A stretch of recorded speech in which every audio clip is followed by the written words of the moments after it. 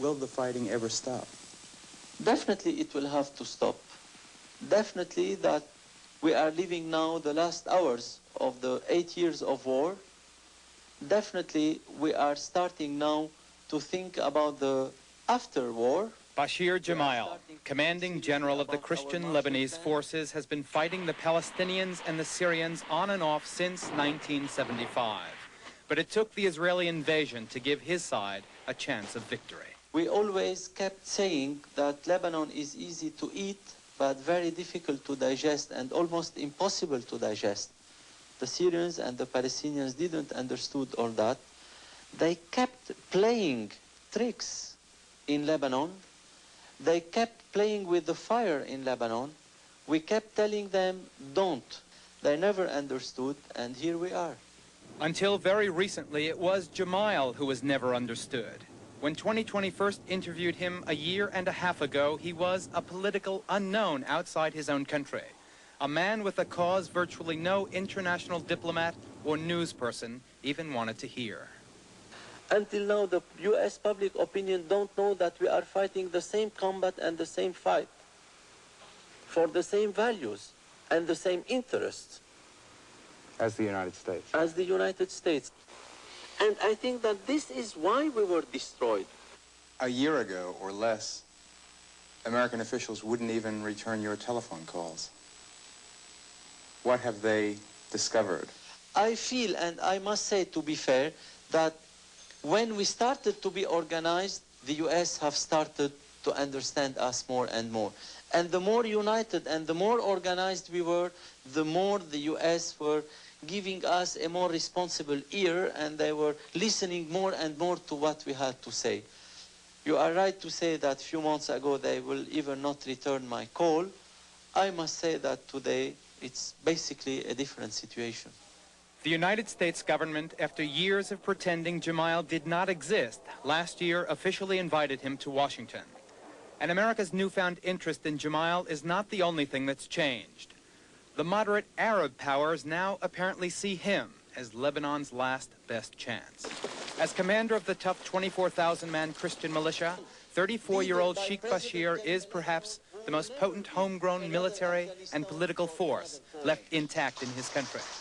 A leading candidate in Lebanon's presidential election, scheduled for later this summer, he is also one of the key figures in the kaleidoscope of personalities intensely seeking an end to the current bloodshed.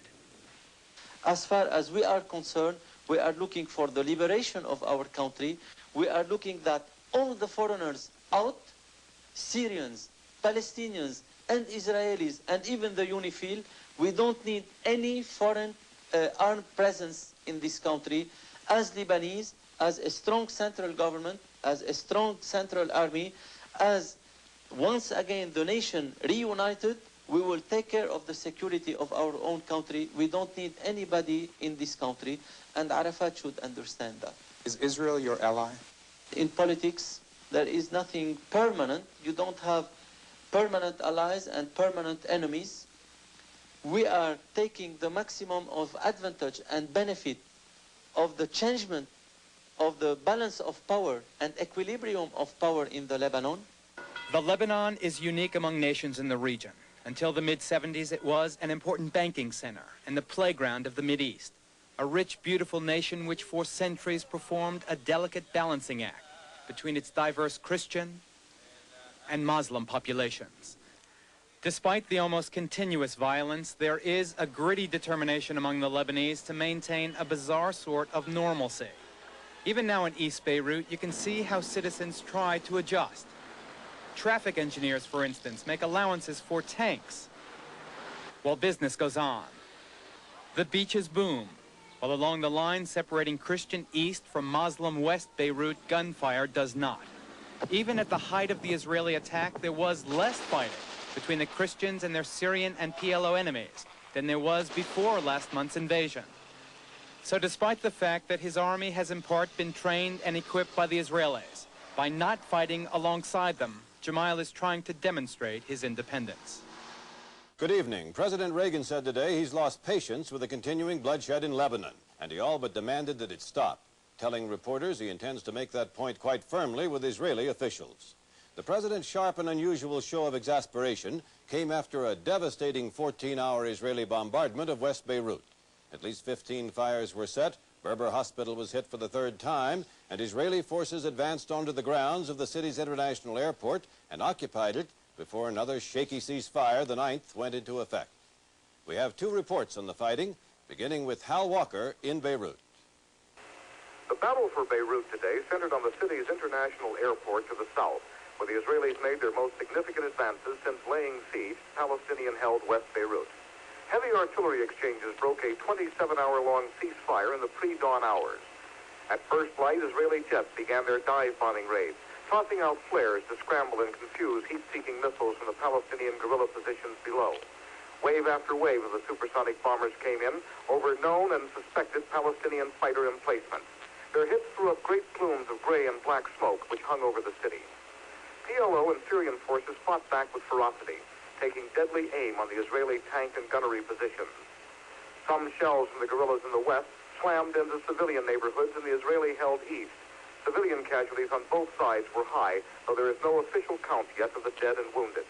In West Beirut, hospitals are so taxed with the injured that they have become specialized. This center takes only burn victims of phosphorus shells. Shrapnel cases, concussions, and fractures are directed to other facilities. Palestinian sources claim the guerrillas shot down 1 Israeli plane and a helicopter gunship during the 14-hour battle. This could not be independently confirmed. The military pressure from the Israeli side is relentless, but its effect on the negotiations over a Palestinian guerrilla evacuation from the city are far from clear. The PLO says it has given every concession it can, and now demands that the Israelis pull back to allow the guerrillas to leave the city. Hal Walker, ABC News, West Beirut. Some days ago, when Israel charged the PLO with stalling and not finalizing plans to evacuate Beirut, they may have been right. The PLO is an organization with many different opinions. More to the point, after all the Israeli pounding that Palestinian fighters have taken, Arafat needed time to convince his men on the front line they had helped win what Arafat is said to regard as a very significant political victory. The thesis, expounded by PLO political advisors, goes like this. The president's envoy, Philip Habib, may not talk directly to Yasser Arafat, but he puts to the Israelis the PLO point of view. Recognition, say Palestinians, they are equally important. The United States supports the organization of a multinational force, possibly including U.S. Marines, to protect Palestinian civilians from right-wing Christians after the PLO security cover is removed. And finally, it's Philip Habib who's been canvassing the Arab world in search of sanctuary for the PLO fighters and their leadership. Palestinians here find the situation ironic. Suddenly, it is not the Arab states, not the Soviet Union, but as they see it, the United States of America, which has become the guarantor of the PLO's political survival. For 2 weeks, negotiations for a PLO withdrawal continue. But Yasser Arafat prolongs the talks in an effort to win concessions from the United States and Israel. Only after heavy Israeli aerial and artillery bombardments does the PLO agree to drop its demands and leave. An international peacekeeping force comprised of French, Italian, and American soldiers is sent to ensure their safe exit. 1 week later, Bashir Gemayel is elected president of Lebanon. The Marine Amphibious Task Force, earmarked as the American unit to help in the evacuation of the PLO from Beirut, sailed from Naples, Italy this morning. It could be off the coast of Lebanon by Thursday night, where it will join the aircraft carrier USS Independence.